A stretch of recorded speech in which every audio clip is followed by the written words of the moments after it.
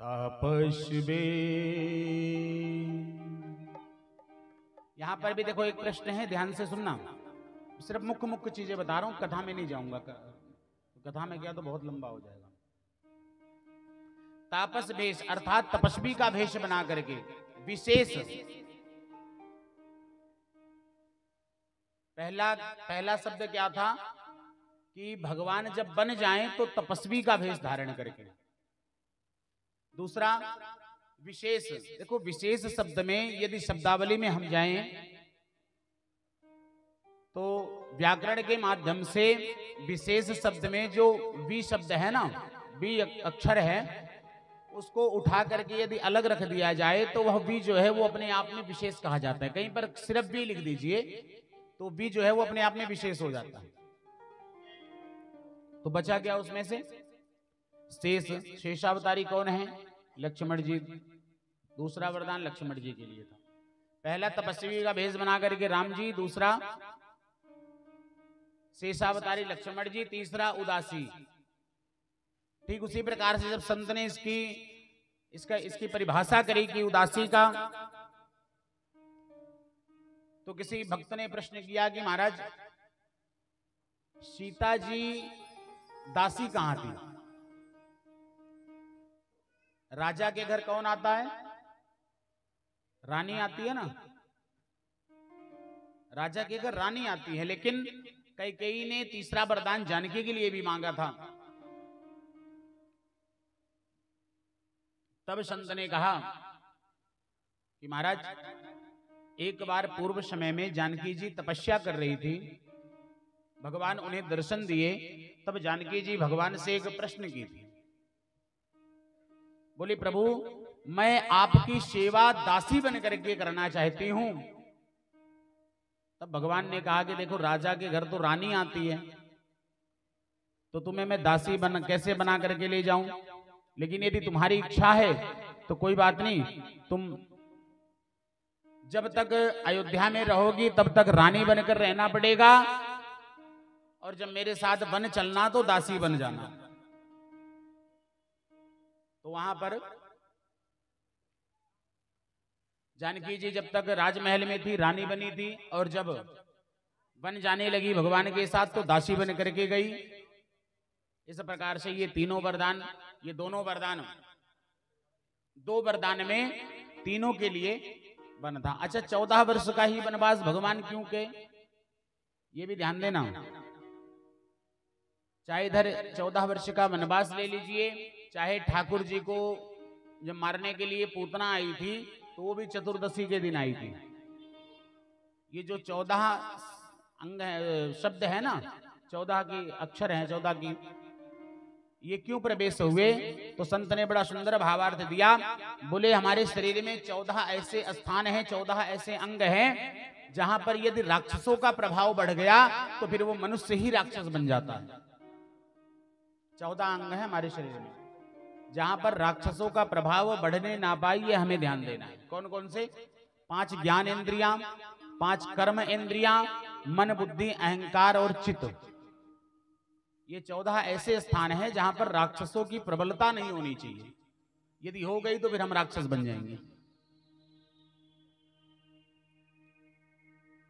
भगवान 14 वर्षों का वनवास मांग करके कैकेयी मैया के माध्यम से और भगवान वन को गए। सबसे पहले भगवान प्रयाग पहुंचे, भरद्वाज ऋषि के आश्रम पर यज्ञ किए, यज्ञ करके गंगा स्नान करके, यज्ञ करके, ब्राह्मण भोजन करा करके उनकी विदाई की, और वहां से भगवान अपनी यात्रा को आरंभ जब किए तो सबसे पहले भगवान वही प्रयाग में ही एक स्थान है श्रृंगवेरपुर, भगवान सबसे पहले श्रृंगवेरपुर पहुंचे और श्रृंगवेरपुर से गंगा पार होने के लिए भगवान केवट का आवाहन किए।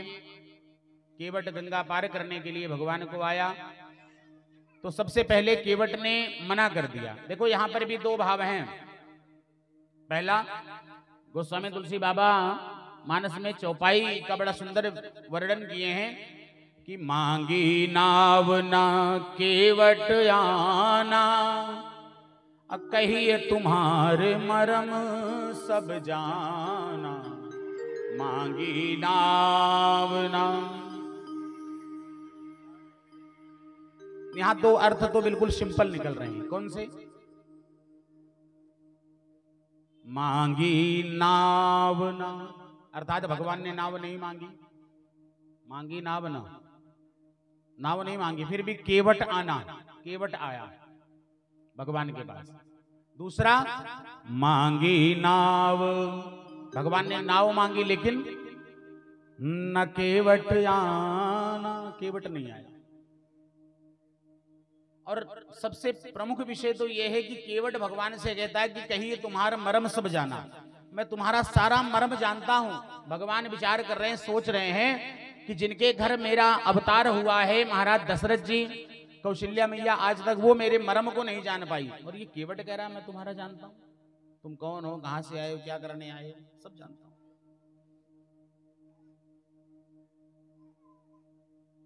खैर कोई बात नहीं, मुझे गंगा से पार कर दे। केवट ने कहा आपको मैं अपनी नौका में बिठा ही नहीं सकता। बोले क्यों? क्योंकि आपके चरणों की माया बड़ी अद्भुत है, जिस चीज में चरण लगाते वो चीज स्त्री बन जाती है। पत्थर में लगाए थे ना, अहिल्या बन गई।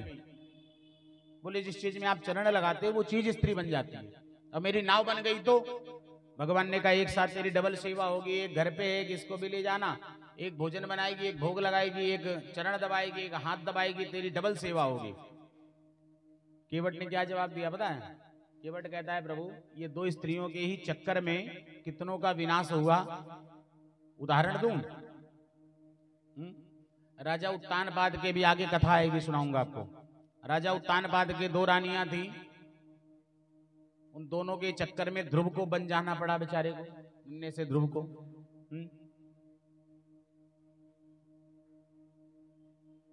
केवट ने कहा प्रभु एक बात कहूं, आप बुरा मत मानना, देखो आपके पिता के भी अगर 3 रानी ना होती तो आपको भी यहां नहीं आना पड़ता, उन्हीं में से एक ने आपके लिए वरदान मांगा है। ये जो 2-3 रानियों का चक्कर है ये ठीक नहीं है, इसलिए आप मुझ पर कृपा करिए। तो भगवान ने कहा फिर कैसे करूं, कुछ जरिया है, कोई दवाई है, कोई इलाज है? केवट ने कहा प्रभु एक इलाज है। बोले क्या? केवट बड़ा होशियार था, बड़ा आपके चरण धोऊंगा गंगा जल से, और चरण धोने के बाद चरण की जो शक्ति है, जो माया है ना, वो निकल जाएगी, फिर आप आराम से नौका में बैठ के पार हो जाना। बड़ा होशियार था केवट। अब एक तरफ लक्ष्मण जी जानकी जी के नेत्रों का इशारा पा करके भगवान आदेश दे दिए, कठौता में जल भर करके लाया केवट, और चरण धो करके चरणामृत का पान किया, अपने घर में बच्चों को, पत्नी को चरणामृत का पान कराया, और आज भगवान को नाव में बिठा करके गंगा से पार किया। पार करने के बाद जब भगवान उतराई देने लगे ना, मुद्रिका उतार के, तो केवट ने मना कर दी। बोली प्रभु मुझे ये उतराई नहीं चाहिए। बोले क्यों? केवट ने कहा हम दोनों की एक ही जाति है। भगवान सोच रहे तू केवट मैं क्षत्रिय, एक जाति कैसी होगी? उसने कहा प्रभु हम दोनों की एक ही जाति है, हम दोनों केवट हैं, फर्क सिर्फ इतना है कि मैं छोटी सी गंगा का केवट हूं और आप भव सागर के केवट हो। आज मैंने आपको पार किया है, कल आप मुझे पार कर देना, हमारा आपका हिसाब बराबर। अच्छा ये एक और बड़ा सुंदर दृष्टांत मिलता है मानस में कि जब भगवान रावण का वध करके वापस अयोध्या आए, तो भगवान का जब राज तिलक हो रहा था, उस समय जब चारों तरफ निमंत्रण बांटा गया था, और निमंत्रण बंटने के बाद अकस्मात अगले दिन भगवान का राज तिलक होना है, अचानक रात को भगवान को सपने आने लगे अजीब अजीब से। भरत जी आए तो बोले प्रभु सबको निमंत्रण बट गया, कोई और हो तो बताइए। तो भगवान ने कहा नहीं नहीं, ये कहकर भगवान सोए तो भगवान को रात्रि को अजीब अजीब स्वप्न आने लगे। अचानक भगवान रात को उठे, रात को उठ के भरत जी को बुलाए और भरत जी से बोले भरत सबको निमंत्रण बट गया, लेकिन मेरा जो सबसे प्रिय है, मेरे लिए जो मेरे उस राज तिलक में जो मेरा चीफ गेस्ट है, मुख्य अतिथि है, अभी तक उसके पास निमंत्रण नहीं गया। बोले कौन? बोले सिंगवेरपुर में रह रहा वो केवट। रात को भगवान भरत को रथ लेकर के भेजे और केवट को लेकर के सुबह राज तिलक प्रारंभ होने से पहले पहले भरत जी केवट को लेके भगवान के पास अयोध्या वापिस आए और उस भगवान के पूरे राज तिलक के कार्यक्रम में सबसे मुख्य अतिथि के रूप में वो केवट रहा है। ऐसा प्रेम था। वहां से भगवान चित्रकूट गए। चित्रकूट में भगवान 12 वर्ष वास करें।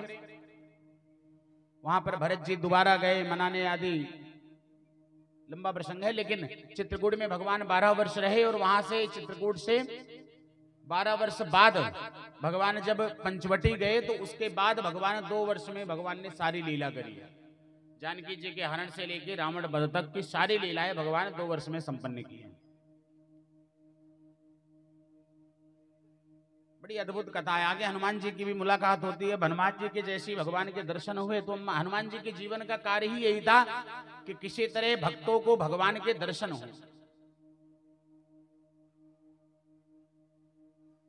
भक्तों को भगवान के दर्शन उनके जीवन का कार्य ही यही रहा है।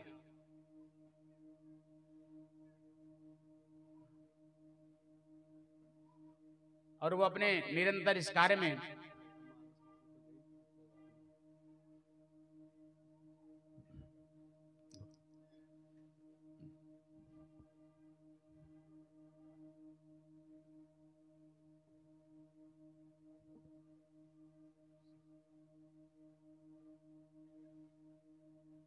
और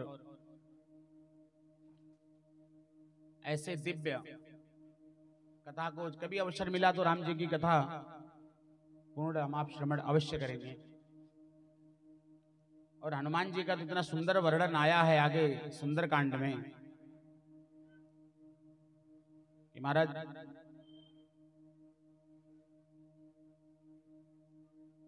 जब छोटा सा एक एग्जाम्पल 2 मिनट का उदाहरण दे करके फिर पुनः अपनी कथा में प्रवेश करेंगे 10वें स्कंद में। छोटा सा उदाहरण, जब वहां ऊपर किष्किंधा पर्वत पर सभी वानरी सेना के सहित राम जी लक्ष्मण जी सब लोग बैठे, विचार हो रहा था कि कौन जाए 100 योजन का समुद्र लांघ के लंका में जानकी जी की खोज के लिए। ये विचार चल रहा था कि उस समय उस सभा में सारे बानर इकट्ठे थे, सिर्फ एक हनुमान जी नहीं थे, एकमात्र हनुमान जी नहीं थे, बाकी सारे बानर वहां उपस्थित थे। जब सबसे कहा जाए कि भैया 100 योजन का समुद्र लांघ के जाना है, कौन जाएगा, तो सारे कहें कि कोई कहता है मैं 10 योजन चला जाऊंगा, कोई कहता है 20 योजन, कोई कहता है 50 योजन, कोई 80 योजन, कोई कहता है 90 योजन।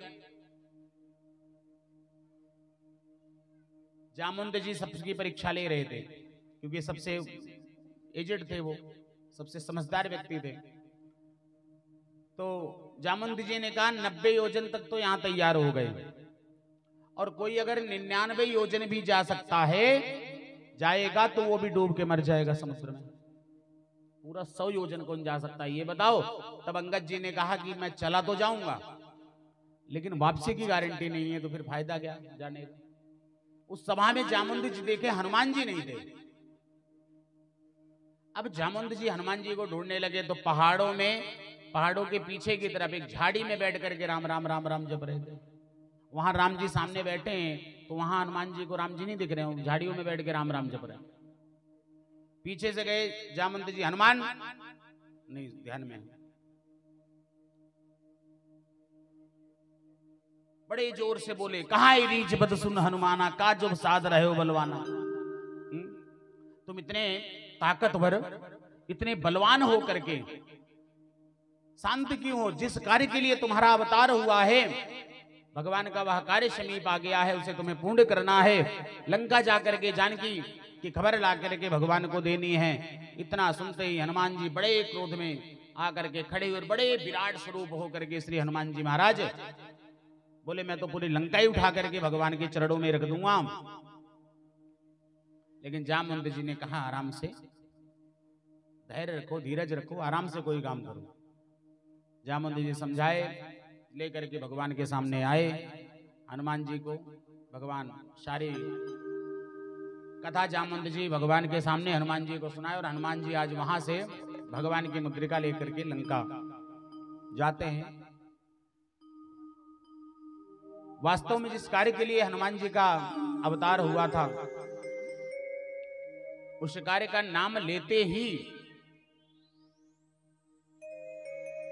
हनुमान जी की शरीर मान लीजिए बिल्कुल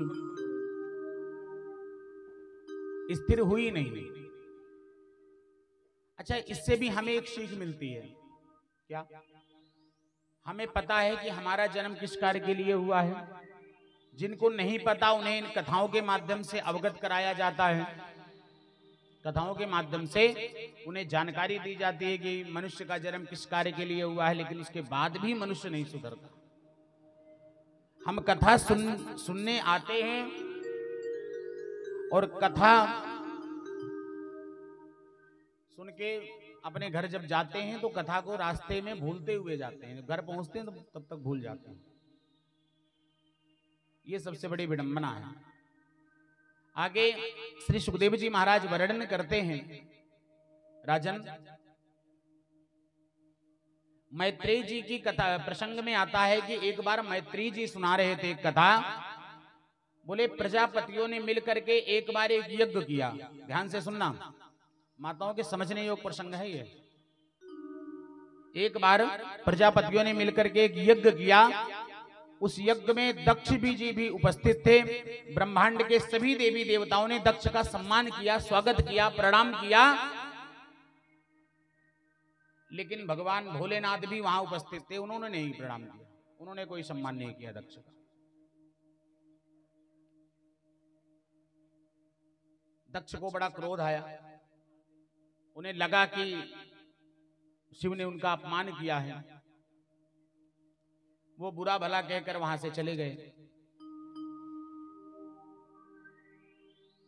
जब दक्ष गए तो भगवान भोलेनाथ भी उठे और वहां से प्रस्थान कर गए। धीरे धीरे सारे देवी देवता जो उस यज्ञ में उपस्थित थे, सारे देवी देवता वहां से चले गए। यज्ञ सफल नहीं हो पाया। वो यज्ञ सफल नहीं हो सका। कुछ दिन पश्चात ब्रह्मा जी दक्ष के ऊपर बड़े प्रसन्न हुए। तो एक बार ब्रह्मा जी ने दक्ष को प्रजापतियों का अधिपति बना दिया। यदा भिविशो दशस्तस्तः ब्रह्मणा परिमेष्ठितः प्रजापतीनां सर्वेषां मधिपतये स्मयो अभवत्। बोले ब्रह्मा जी ने अधिपति बना दिया, प्रजापतियों का अधिपति बना दिया। तो एक बार दक्ष ने एक यज्ञ का आयोजन किया जिसका नाम रखा बृहस्पतिश्च यज्ञ। इष्ट्वा सह भाजपेन ब्रह्मणिष्ठानां विभूय च बृहस्पतिस्त्वं नामो समरे में कृतोत्तमः। एक यज्ञ किया, बृहस्पतिस्त्व नामक यज्ञ का आयोजन किया दक्ष ने। उस यज्ञ में चारों तरफ निमंत्रण भेजा, सबको बुलवाया।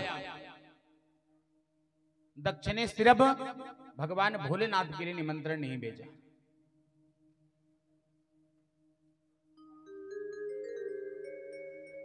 भोलेनाथ के पास कोई निमंत्रण नहीं आया, सिर्फ उसी अपमान के कारण जो भगवान ने उन्हें प्रणाम नहीं किया था, उसी के कारण उन्होंने निमंत्रण ही नहीं भेजा। अब सब वहां दक्ष के यहां एकत्रित होने लगे, इकट्ठे होने लगे। तो अच्छा, समस्या ये थी कि देखो वहां पर भी भगवान शिव दक्ष के कौन थे जानते हैं? दामाद थे। सती मैया दक्ष की कन्या थी। अब चारों तरफ से देवी देवता ऋषि मुनि सब पहुंचने लगे वहां पर, और दक्ष की कन्या थी सती, जो भगवान शिव के साथ विवाह हुआ था। सती मैया सोच रही है मेरे पिताजी यज्ञ किए और निमंत्रण भी नहीं भेजे। तो सती मैया एक दिन जा करके भगवान भोलेनाथ से निवेदन करने लगी, प्रभु तदुपुत्राय नभसी खीचराणाम प्रजाल्पताम सती रक्षायणी देवी पितुर्यज्ञ महोत्सवे। यदि आपकी आज्ञा हो, आपका आदेश हो, तो देवी पितुर यज्ञ महोत्सव, यदि आपका आदेश मिल जाए तो मैं फिर अपने पिता के यहां यज्ञ महोत्सव में सम्मिलित हो सकूं।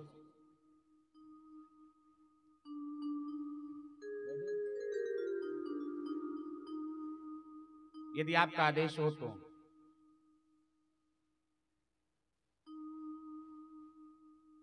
भगवान भोलेनाथ मना करने बोले नहीं, बिल्कुल नहीं।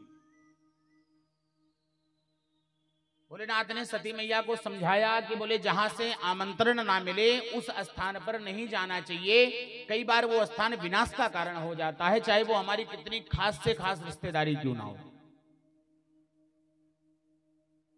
आपको लगता है, देखो आजकल हमारे यहाँ यदि ससुराल और कुछ गड़बड़ हो जाए, थोड़ा सा विवाद हो जाए, और यदि उस स्त्री के पिताजी उसके मायके में कुछ महोत्सव आयोजन कर रहे हों और वहां पर पति के लिए निमंत्रण ना आया हो, सास ससुर के लिए निमंत्रण ना आया हो, तो बहू को कदापि नहीं जाना चाहिए, चाहे वो पिता कर रहा हो चाहे कोई कर रहा हो, कितना खास हो। लेकिन यदि वास्तव में पति और ससुर, सास ससुर, माता पिता के लिए निमंत्रण ना हो, आमंत्रण ना हो, तो उस बहू को उस घर में नहीं जाना चाहिए। लेकिन आजकल पति देव के लिए निमंत्रण आए चाहे ना आए, वो जाए चाहे ना जाए, माताएं तैयार है। जरा सी सूचना आ जाए, फोन आ जाए, बस मायके से देखो। कलयुग इसीलिए तो नाम है ना। जरा सी सूचना आ जाए, देखो ससुराल छोड़ के भाग जाती है। ऐसा नहीं करना चाहिए। कई बार ये विनाश का कारण है। ये इस प्रसंग से हमें सीख मिलती है। भगवान भोलेनाथ समझा रहे हैं सती मैया को, नहीं जाना चाहिए तुम्हें, लेकिन सती मैया बार बार आग्रह कर रही हैं, तो भगवान अपने मुंह से एक बार भी नहीं कहें कि तुम चली जाओ। लेकिन सती मैया जिद पकड़ ले, क्योंकि उनके पिता के घर में था तो उनसे रहा नहीं जा रहा था, तो वो जिद करके तैयार हो गई और जाने लगी। जब सती मैया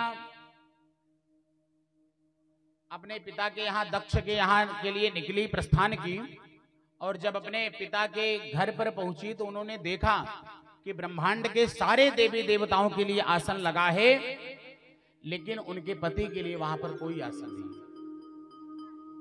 देखो, निमंत्रण ना दे कोई बात नहीं, ये हमारा विवाद है, हम विवाद के कारण आपको निमंत्रण नहीं दे रहे हैं, उसकी कोई दिक्कत नहीं है। लेकिन अगर निमंत्रण ना दे, लेकिन कम से कम दामाद हैं, भगवान ने दामाद समझ करके भी एक आसन लगाते, तो भी ये होता कि हाँ उनका सम्मान किया गया। भगवान शिव का आसन भी नहीं दिखा वहां पर, स्थान भी नहीं दिखा कोई।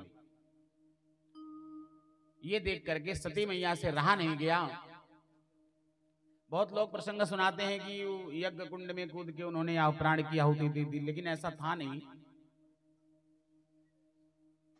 इसका प्रमाण मिलता है कि सती मैया जिस स्थान पर बैठी थी, उसी स्थान पर बैठे बैठे उन्होंने प्रार्थना करके और अग्निदेव का आवाहन किया।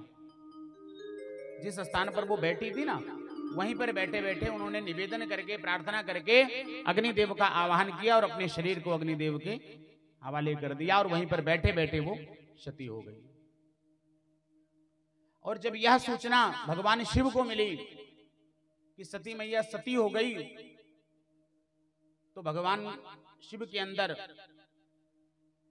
क्रोध का प्रभाव अत्यधिक हो गया, और उसी क्रोध के अभाव में भगवान अपनी जटा से सिर्फ एक बाल उखाड़ करके फेंके, और उस बाल से वीरभद्र की उत्पत्ति हुई। वीरभद्र वहां से तत्काल दक्ष के यज्ञ में पहुंचे और वहां पूरी तरह से यज्ञ को विध्वंस कर दिया।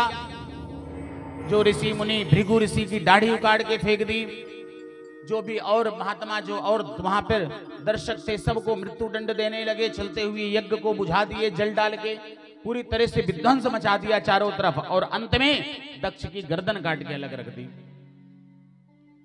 ये सब दृश्य जब यह हाहाकार मचा हुआ था, उस समय ब्रह्मा जी ब्रह्मलोक से, चूंकि इन सारी बातों की सलाह देने वाले ब्रह्मा जी थे, दक्ष को प्रजापतियों का अधिपति ब्रह्मा जी बनाए, दक्ष को बृहस्पति नामक यज्ञ की सलाह ब्रह्मा जी ने दी, और उसी यज्ञ में जब बाधाएं आई हैं, वीरभद्र नाम की बाधा, तो आज ब्रह्मा जी स्वयं भगवान शिव के आगे जाकर के हाथ जोड़ करके स्तुति करने लगे।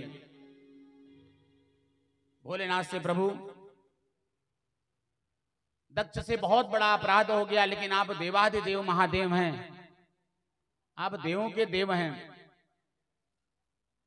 आपका नाम बहुत सरल है प्रभु, आप इतने सरल हैं, आपके अंदर ये आवेश किस प्रकार आ गया, कैसे आ गया? इस क्रोध को शांत करिए प्रभु, नहीं सृष्टि का विनाश हो जाएगा, पृथ्वी नष्ट हो जाएगी।